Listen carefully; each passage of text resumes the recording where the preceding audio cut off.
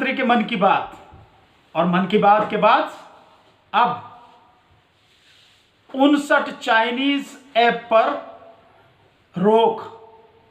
एक और नई नौटंकी, चाइनीज ऐप पर रोक लगाकर हमारे प्रधानमंत्री समझ रहे हैं कि चाइना के साथ बड़ा उन्होंने बदला ले लिया। जो हमारे 20 जवान शहीद हुए, 76 जवान घायल हुए, 10 को बंधक बनाया गया, उनका बदला जो है 59 चाइनीज ऐप को बंद किया गया।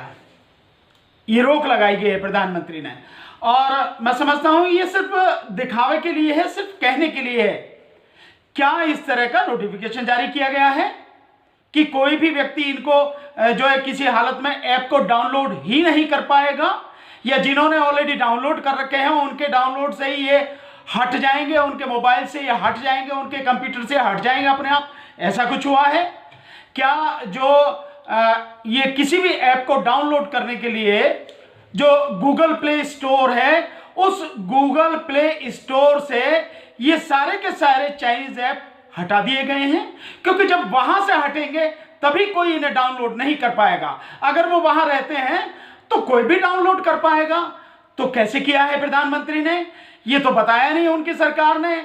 और क्या जो चाइनीज कंपनी से, जो टिकटॉक चाइनीज कंपनी है, उससे 30 करोड़ रुपए पीएम केयर फंड में माननीय प्रधानमंत्री जी ने लिए हैं।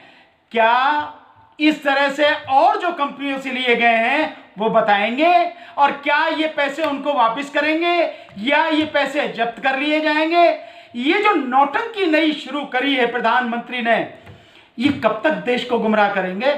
अगर प्रधानमंत्री वाकई में चाहते हैं कि चाइना के साथ बिल्कुल दो टूक बात करी जाए और जैसों को तैसा का जो वो किया जाए, तो मैं समझता हूं खून का बदला खून ही होना चाहिए, नंबर 1। और दूसरा, अगर ये नहीं भी कर पाते हो तो कम से कम प्रधानमंत्री जितनी भी चाइनीज कंपनियां हैं, उन कंपनियों के साथ में जो समझौते किए हैं, या जितने भी चाइना की सरकार के साथ में समझौते किए हैं, वो सारे के सारे प्रधानमंत्री जी रिजेक्ट करेंगे, खत्म करेंगे, हमेशा के लिए उनसे पल्ला झाड़ेंगे। या और इसी आड़ में जो 2014 में 14.6% था उनका निर्यात, जो उसका चाइना का, और बढ़ते बढ़ते वो हो गया 38%। क्या वो बढ़ते बढ़ते अब 58 और 60% हो जाएगा? इसकी आड़ में क्या ये किया जाएगा जैसे 2017 में डोकलाम में हुआ, डोकलाम की आड़ में ये लगातार बढ़ाएगा, ऐसे किया जाएगा? या वही बात, जिस तरह की जो बातें अब उठ रही हैं, और ये बात तो सामने आ गई कि 30 करोड़ रुपए उससे लिए हैं, ये लगातार ये चर्चा हो रही है, ये सोशल मीडिया पर लगातार ये बात फैल रही है, और अभी तक प्रधानमंत्री ने इसका जो है खंडन नहीं किया, सरकार ने इसका खंडन नहीं किया। और भूपेश बघेल जी ने, जो छत्तीसगढ़ के चीफ मिनिस्टर हैं, एक बड़ा गंभीर आरोप प्रधानमंत्री पर लगाया है। प्रधानमंत्री को जवाब देना चाहिए कि जो चाइनीज कंपनी है उनसे पीएम केयर फंड में प्रधानमंत्री ने पैसा लिया है, और पीएम केयर फंड में अगर पैसा लिया है तो हम तो पहले ही कह रहे हैं कि पीएम केयर फंड एक बड़ा जबरदस्त धोखा है, लूट है। वो सरकार के खर्चे के लिए नहीं, पब्लिक के काम आने वाले के लिए नहीं, वो बीजेपी का फंड है जिसके लिए पैसा इकट्ठा किया जा रहा है कंपनियों से, बिजनेसमैनों से और बड़े बड़े उद्योगपतियों से। तो प्रधानमंत्री क्या इतना नैतिक साहस है कि जवाब दे सकें कि चाइना की कंपनी से, किस किस कंपनी से कितना कितना उन्होंने पैसा लिया है? इस बात का जवाब दें, बताएं, देश की जनता को बताएं। और पीएम केयर फंड में जो अब तक 9,665 करोड़ रुपए के लगभग इकट्ठा हो चुका है, उसमें हर किसी का जवाब दें कि इतना पैसा यहां से आया, इतना यहां से आया, और कितना कहां से आया है। नहीं तो यह बात पक्की होगी। इसीलिए प्रधानमंत्री जो है चाइना के खिलाफ कोई कार्रवाई नहीं कर रहे, क्योंकि उनकी कंपनियों के हाथ उनके पैसों के एवज गिरवी रख दिया, देश को बेच दिया। नहीं तो कोई मतलब ही क्या है? चाइना जिसने हमारे 20 सैनिकों की हत्या की है, जिसकी सेना ने हमारे उस पर अतिक्रमण किया, कब्जा किया है, हम क्यों नहीं बोल रहे हैं? हम क्यों नहीं उसके घर में घुस के इसका जवाब देते हैं? अपने 20 सैनिक शहीदों की हम जो है बदला लेते हैं, उनकी हत्या का बदला लेते हैं। ऐसा नहीं किया तो प्रधानमंत्री बताएं कितने में देश को बेचा, किस किस कंपनी से पैसे लिए। और जो मीडिया है, गोदी मीडिया है, वो भी इसीलिए चुप है क्योंकि गोदी मीडिया ने भी हजारों करोड़ रुपए के एड, हजारों करोड़ रुपए की विज्ञापन चाइना की कंपनियों से लिए हैं। तो गोदी मीडिया और मोदी जी स्वयं बेच दिया देश को चाइना के हाथों। बताएं इसको।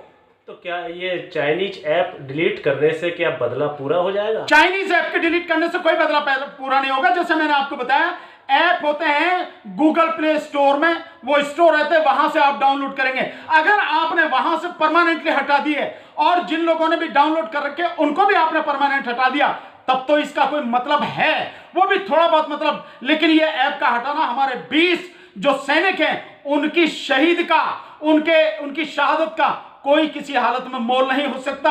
वो तो खून का बदला खून ही हो सकता है, इसके अलावा कुछ नहीं हो सकता है।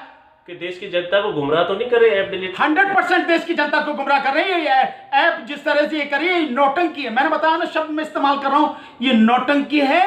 देश की जनता की आंखों में धूल झोंकना है और कुछ नहीं।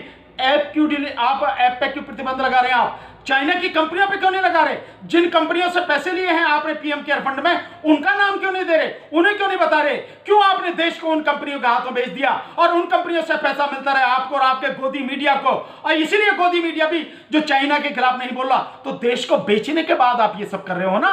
हर चीज में जनता के ऊपर ही क्यों भार आता? निश्चित रूप से वो ये है कि अपने आप को बचाने के लिए जनता, क्योंकि बहिष्कार की बात कौन कर रहा है? यही इनके बीजेपी के और आरएसएस के लोग, और जनता को बरगला रहे हैं। तो जनता के बहिष्कार करने का मतलब नहीं है, मैं लगातार इस बात को मैं बता रहा हूं, जनता के बहिष्कार का कोई मतलब नहीं। बहिष्कार सरकार करे।